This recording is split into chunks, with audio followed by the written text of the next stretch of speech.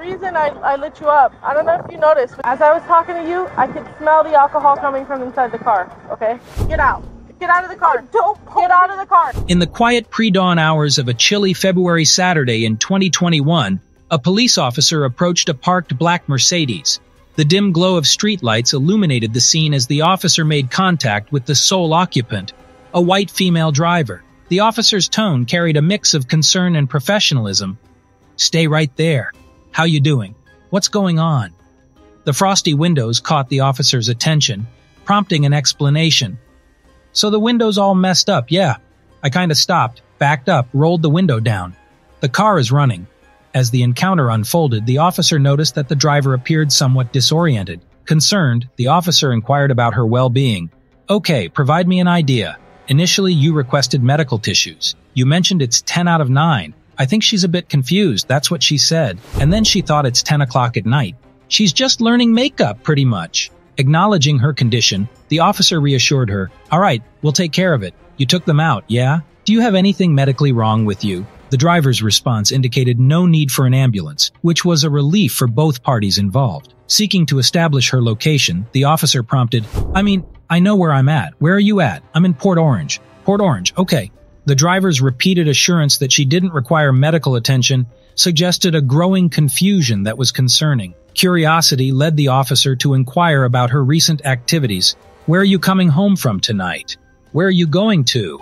The driver's responses started piecing together a narrative. "Well, that's important, yeah. I know Port Orange, yeah. What part of Volusia?" The conversation flowed as the officer gathered information about her movements. The officer's questions turned toward the driver's night out. "Were you at a bar or something in Port Orange?" I was with a coworker. Okay, at a bar or what?" The details of her night slowly emerged, giving context to the situation. The officer continued to guide the conversation, inquiring about the driver's connection to the area. "Port Orange, are you from around this area?" The driver's response indicated familiarity, and she mentioned a workplace location. The dialogue wove through these threads, capturing the essence of their interaction. As the officer asked about her distance from home, the driver shared, "Oh gosh, like right here, exercise." Sensing her discomfort due to the surrounding insects, the officer offered bug spray. Her response, "Meet you, I'm good," revealed her desire to proceed without it. The conversation turned to the driver's workplace, and she shared, "I just started working. How far from home would you say right now?" The dialogue meandered through different topics, with the officer's questions providing insight into her circumstances. The officer then guided the driver through a field sobriety test, offering instructions and attempting to ensure her understanding. The driver's reactions and responses became part of this unfolding story. Despite the officer's attempts, the driver's confusion and discomfort were apparent as the test continued. Tensions escalated when the driver expressed her desire to consult an attorney. The officer explained the implications of this choice within the context of the situation, adding a layer of legal gravity. As the field sobriety test took an unforeseen turn, the officer made a decision. "You're being placed under arrest. Do you understand?" The driver's confusion persisted, leading to an exchange regarding handcuffs and wrist size. "Please don't do this. I will literally..." Don't. Stop moving. How did you get the handcuffs off? Number 2. In the dimly lit intersection of Corporate and Alabama, a red light hung suspended above the road. The rhythmic hum of passing cars broke the silence. Suddenly, a car sped through the intersection, ignoring the red light completely. Its speed was evident as it raced past 60 miles an hour on Corporate. The driver's desperate attempt to get home was clear, a rush to escape a night that had taken an unfortunate turn. The patrol car's flashing lights signaled the driver to pull over. Officer Smith approached the car, his stern expression matched by his authoritative tone. "Okay, can I see your driver's license registration, please?" The driver's eyes darted around, her distress evident. She stammered, "I have my registration with me, but I lost my driver's license." "Okay." The officer's patience wavered slightly, but he pressed on with his questions. "Where are you coming from tonight?" The driver, still flustered, responded. "I'm coming from downtown." Her eyes betrayed the weight of the evening's events. The officer continued his inquiries. What's your name?" As the driver provided her information, her voice trembled. She revealed that she was only 19 and the officer noted the nervousness that seemed to emanate from her. As the conversation unfolded, it became evident that she had been at various bars downtown. The officer's skepticism grew when he noticed a wristband on her hand, a telltale sign of being at a club. The driver's explanation for not having her driver's license only deepened his suspicions. If my phone would charge, She lamented, unable to produce any form of identification. The officer's gaze shifted from suspicion to empathy as the driver's voice cracked, revealing the tough night she had experienced. I just wanted to get home. I ran the red light. I didn't think anyone was... She pleaded, her desperation palpable. Her initial rush to escape had become a predicament that now left her vulnerable. The officer took a moment to consider the situation. He had encountered people in difficult circumstances before, but this seemed different. I think you can look me up. I just Yeah, I'm don't gonna. have a I just need picture to of it. know, make sure it's a Florida and not a Yeah. out of state or something like that. With her situation becoming clearer, the driver reluctantly admitted, I really have, I swear to you, I lost my real ID, Okay. and I don't know. The officer's demeanor softened as he realized that her frantic behavior might indeed be rooted in the chaotic events of her evening. He decided to verify her information and headed back to his patrol car to run a check. Meanwhile, another officer joined the scene. They discussed the situation, watching the driver from a distance. Her nervous fidgeting and anxious glances conveyed the inner turmoil she was experiencing. The second officer was briefed on the events leading up to this point and how the driver's demeanor had evolved. Upon returning to the driver's car, the initial officer addressed her with a more understanding tone. "I've looked into your information, and it appears you are a valid and current student," he said. The driver's relief was palpable, but her troubles were far from over. The officer's next words hung in the air. "Based on your behavior and the information we have, I believe you might be under the influence." The driver's eyes widened in alarm. "I'm not intoxicated," she protested, her voice quivering.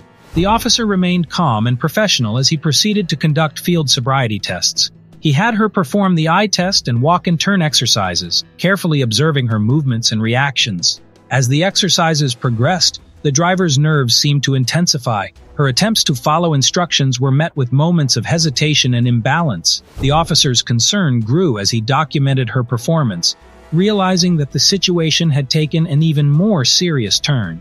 After completing the field sobriety tests, the driver was placed under arrest for suspicion of driving under the influence. The reality of her actions and their consequences began to sink in. As the handcuffs clicked into place, she whispered to herself, I'm not. Please Okay. don't do Stop this. moving. Stop moving. With a heavy heart, the officer read her rights and explained the process that lay ahead. Her car would be towed, and she would be taken to the DUI testing center. The driver's night had taken an unexpected and unfortunate twist, leaving her facing a series of consequences that she had never anticipated. Okay, you can worry about that. Yeah, we can worry about that in a second. Right back here in the back. Sit on your bum. Number 3. On a quiet night, the streets were illuminated by the soft glow of streetlights, and the hum of passing cars echoed in the distance. Officer Johnson of the local police department sat in his patrol car, listening to the radio chatter. When a call came in about a suspected drunk driver, the dispatcher relayed the information. A silver RV driving erratically near College Street. Johnson's sense of duty kicked in, and he responded swiftly, activating his lights and siren as he turned onto the side street off College. "Dispatch, this is Johnson. I'm on College Street heading towards the location. I'll check it out," he radioed in. As he approached the quick stop, Johnson spotted the silver RV parked on the other side of the circle. He pulled up behind the vehicle and initiated a traffic stop. Stepping out of his patrol car, he approached the driver's side window and greeted the driver, a young woman named Michelle. "Good evening, ma'am. I'm Officer Johnson with the police department. Do you know why I pulled you over tonight?" he asked. Michelle looked visibly nervous as she responded, No, officer. I'm not sure. You were driving a bit erratically back there, and we received a report of a possible intoxicated driver. Have you had anything to drink tonight?" Johnson inquired. Michelle hesitated for a moment before admitting, "Well, I had one drink earlier in the night." Johnson noticed a hint of alcohol on her breath and decided to proceed with field sobriety tests. He requested her driver's license and registration. "Can I see your driver's license, please?" Johnson asked. Michelle's face turned pale as she fumbled through her purse. "I'm so sorry, officer. I lost my driver's license, but I have my registration right here." Concerned about the possibility of a fake ID, Johnson continued the conversation. "Do you have a picture of your ID on your phone?" Michelle replied, "My phone is dead, unfortunately. I do have a picture of my student ID if that helps." Johnson nodded and requested the student ID number. He also asked about her night, where she was coming from, and her destination. "I was downtown with some friends, went to a few bars, and now I'm just trying to get home," Michelle explained. Johnson's suspicions grew, especially considering her nervous demeanor and the inconsistent details. He called for backup to assist with the situation. "Dispatch, this is Johnson. Can I get a 1027 on a name and date of birth, please?" he requested. Backup arrived, and Officer Martinez joined Johnson at the scene. Together, they conducted field sobriety tests, including the walk-and-turn test, where Michelle struggled to maintain her balance and follow instructions. "Ma'am, based on your performance on these tests, I believe you might be intoxicated. I'm going to need you to step out of the vehicle," Johnson told her. Michelle stepped out, her anxiety growing more apparent. "I really don't think I'm that drunk, officer. I just want to go home." Johnson decided to administer a breathalyzer test to determine her blood alcohol concentration, BAC. After explaining the procedure, he handed her the mouthpiece. "Take a deep breath and blow steadily into the mouthpiece. Good. Keep going until I tell you to stop," he instructed. Michelle complied, and the machine beeped as it analyzed her breath. The result indicated that her BAC was over the legal limit. "Ma'am, your BAC is above the legal limit for driving. I'm placing you under arrest for driving under the influence," Johnson informed her. As Michelle's hands were cuffed, she began to panic. "Please, I live nearby. Can I just go home?" Martinez assisted in searching Michelle's car and found an ID that did not belong to her, indicating a potential fake ID. The officers also discovered drug paraphernalia, adding to the list of charges. The officers called for a tow truck to impound Michelle's vehicle, and they conducted an inventory search to document its contents. They found several items, including her phone, a wallet, and more evidence of potential illicit substances. With the situation under control, Johnson and Martinez transported Michelle to the local DUI testing center, where her sobriety would be assessed more thoroughly. Throughout the process, Michelle's anxiety and regret were palpable, but the officers remained focused on ensuring public safety. At the testing center, Michelle was asked more detailed questions about her medical history, recent activities, and alcohol consumption. She underwent a breath test again to confirm her BAC level. Finally, she was arrested. Thanks for watching.